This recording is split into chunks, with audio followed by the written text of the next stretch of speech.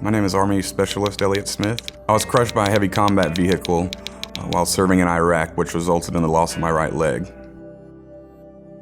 I had gotten out of high school and I started in the workforce. I didn't really want to go to college, and the 9/11 happened. My grandfather was one of the first UDT frogmen. My other grandfather served in Midway and Guadalcanal.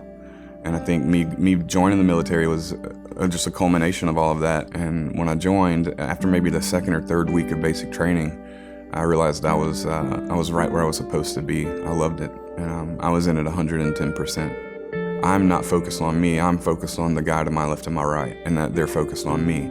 And there comes this bond and this brotherhood that even to this day can't be broken.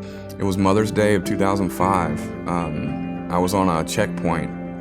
There was a convoy of trucks coming out of our gate in Iraq at that time. If a convoy stopped, that's just like a target for a mortar attack from the bad guys, because if they hit one truck, it could blow up 3 other trucks. So all I knew to do was clear this checkpoint now, to open it up, let these guys come through. And I ran through like a maze of concrete walls.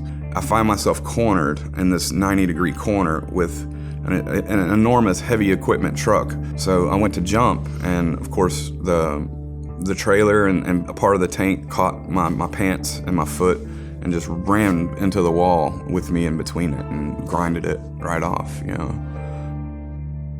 The first couple of years to 3 years after I got hurt, I lost it, you know, I really lost it. I pushed everybody away. I finally found something that I felt like I belonged in, and now it was just gone. The alcohol and the painkillers became so much more powerful than me. I basically realized if I don't do something, I'm gonna die. And so I moved to Pensacola. I went and got help there, and I stayed. And that's been since 2009. And I love it there. It's like my second home, you know. I've been able to rebuild myself, you know, I've been able to rebuild my life.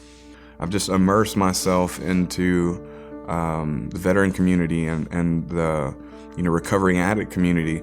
And I have like a huge family there now. I ended up following a Buddhist monk around the world for about 2 years, who was also a Vietnam veteran.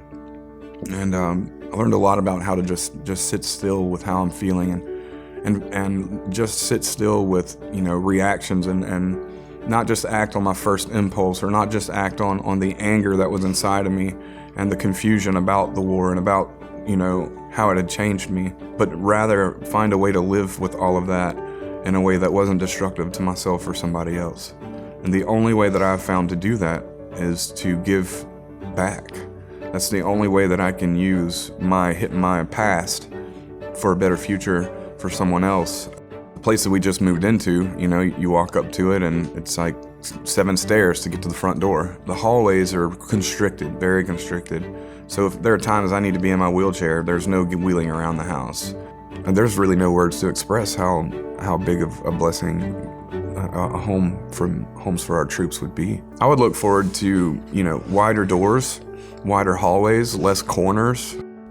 I also look forward to, you know, automatic doors. And on those days where I have to be in a wheelchair on crutches coming out of my car just to have a button to push to open my door, it would be phenomenal.